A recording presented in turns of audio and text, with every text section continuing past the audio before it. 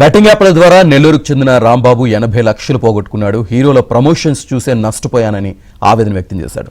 సెలబ్రిటీలు, ఇన్ఫ్లుయెన్సర్లపై వరుసగా కేసులు నమోదు చేయడంతో నెల్లూరు నుంచి హైదరాబాద్కు వచ్చిన బాధితుడు తాను బెట్టింగ్ యాప్లో పాల్గొని 65 లక్షలు అప్పు చేశానని వాపోతున్నాడు. బెట్టింగ్ యాప్ ప్రమోటర్లకు శిక్ష వేయాల్సిందేనంటున్న బాధితుడు రాంబాబుతో మా ప్రతినిధి Praveen face to face. Betting యాప్లపైన ఇప్పటికే పోలీసులు పూర్తి స్థాయిలో దృష్టి పెట్టడం జరిగింది. బెట్టింగ్ యాప్లు ప్రమోట్ చేసినటువంటి వారిపైన కేసులు నమోదు చేసి ఒకవైపు విచారణ కొనసాగిస్తున్న నేపథ్యంలో ఎంతమంది బాధితులు ఈ బెట్టింగ్ యాప్ ప్రమోషన్ ద్వారా వాళ్ళని చూసి చాలామంది బెట్టింగ్లు పెట్టి లక్షల్లో మోసపోయినటువంటి వారు కూడా ఉన్నారు. ప్రస్తుతం నెల్లూరు జిల్లాకు చెందినటువంటి వ్యక్తి ఉన్నాడు. బెట్టింగ్ బాధితుడు అతను దాదాపు 80 లక్షల వరకు కూడా బెట్టింగ్ పెట్టి అతను మోసపోయినటువంటి సందర్భం ఉంది. అసలు ఎందులో అతను బెట్టింగ్ పే చేయడం జరిగింది, అసలు అతను ఇన్ఫ్లుయెన్స్ గురైనటువంటి అంశాలపైన ఒకసారి మాట్లాడదాం. చెప్పండి, మీరు ఎక్కడి నుంచి వచ్చారు? దాదాపు 80 లక్షల వరకు మీరు బెట్టింగ్ పెట్టి మోసపోయినారని చెప్తున్నారు. అసలు మీరు ఎందులో చూసి ఈ బెట్టింగ్ అనేది ఆడడం జరిగింది? అన్స్టాబుల్ షో చూశాను సార్. అన్స్టాబుల్ షోలో ఒక ఫండబులైట్ యాప్ అని ఒకటి స్క్రోల్ అవుతూ ఉంది. బాలకృష్ణ సార్ చేతుల గుండా కూడా ప్రభాస్ సార్కి, గోపీచంద్ సార్కి ఒక గిఫ్ట్ హ్యాంపర్ ఇస్తూ ఫండబులైట్ యాప్లో గేమ్స్ చాలా ఉంటాయి, ఆడండి, గిఫ్ట్లు పట్టండి అని చెప్తూ ఇస్తారు సార్. దాన్ని నేను గూగుల్లో సెర్చ్ చేసుకొని డౌన్లోడ్ చేసుకున్నాను సార్. కొద్ది రోజులు నాకు బాగానే అమౌంట్ వచ్చాయి సార్. తొలిసారి 10,000 అమౌంట్ పెట్టాను, 18,000 వచ్చాయి. ఆ నెలలో 3 లక్షల వరకు అమౌంట్ విన్ అయ్యాను సార్. ఈ బెట్టింగ్ అనేది మీరు ఎట్లా, దేన్ని బేస్ చేసుకొని ఆడుతారు? బెట్టింగ్ అనేది ఒక యాప్లో ఒక క్యాసినో ఉంటుంది సార్. క్యాసినో, విమానం గేము ఇటువంటివన్నీ ఉంటాయి. క్యాసినో గేమ్లో ఆడాను. ఒక బాల్ తిరుగుతూ 30 నెంబర్ల మీద ఒక బాల్ తిరుగుతూ ఉంటుంది సార్.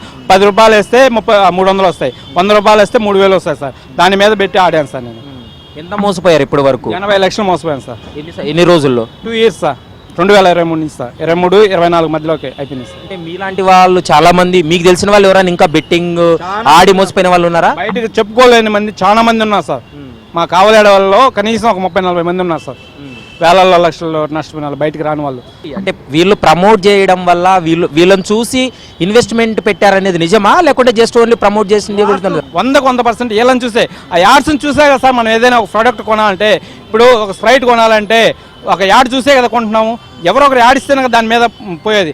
వీళ్ళు చూసిన యాడ్స్ చూసే మనం 100 పెట్టండి 1000 వస్తాయని వీళ్ళు ఇచ్చిన యాడ్స్ వల్లే మనం ముందు చెప్పే లెక్క ప్రకారం సిటీస్లోనే కాదు పల్లెటూరులో కూడా ఈ బెట్టింగ్స్ ఆడుతున్నారనే భయంకరంగా ఉంది సార్. సిటీస్ కన్నా పల్లెల్లోనే భయంకరంగా. నిద్రలేస్తే ప్రతి ఒక్కరు ఏస్-2-3 గేమ్ ఎక్కువ ఆడుతున్నారు సార్. కానీ అది ఎంత పచ్చి మోసం అంటే ఏస్-2-3 కానీ, రమ్మీ బాయ్ కానీ భయంకరమైన మోసాలు. మనకు డబ్బులు గెలిచే విధంగా ఉన్నప్పుడు సర్వర్ డౌన్ చేసేస్తాడు సార్. మనకు డబ్బులు వచ్చే ఒక్కసారి ఏస్-2-3 ఎంతమంది అకౌంట్లు ఉన్నారో ఒకసారి చూడండి. 1 రోజులు డబ్బులు వస్తాయి, 1 రోజులు డబ్బులు పోతాయి. 80 లక్షల రూపాయలు మీరు ఇన్వెస్ట్ చేయడానికి అంటే బయట నుంచి ఏమన్నా అప్పులు తీసుకురావడం జరిగిందా? ఎట్లా మీరు ఎకనామికల్ స్టాటస్ ఏంటి?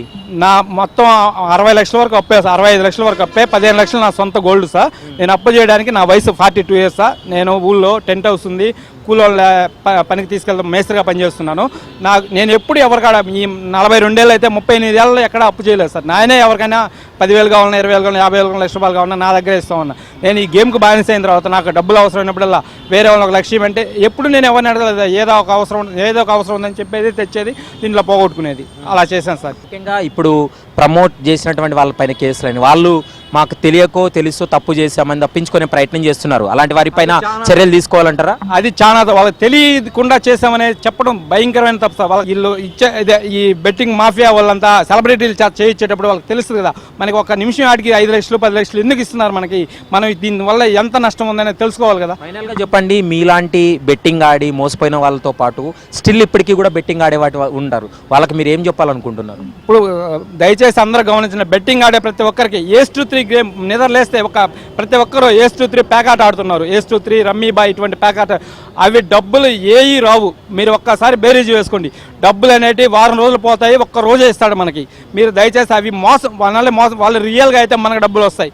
వాళ్ళు రియల్గా చేయట్లా, మోసం చేస్తున్నారు. వాటి మీద ఎంక్వైరీ, నిఘా ఉండాలి. ఏస్-2-3 యాప్ మీద నిఘా ఉండాలి. ప్రతి ఒక్క యాప్ మీద నిఘా లేకనే వాళ్ళు మనల్ని మోసం చేస్తారు. నిఘా ఉంటే వాళ్ళు మోసం చేయలేరు.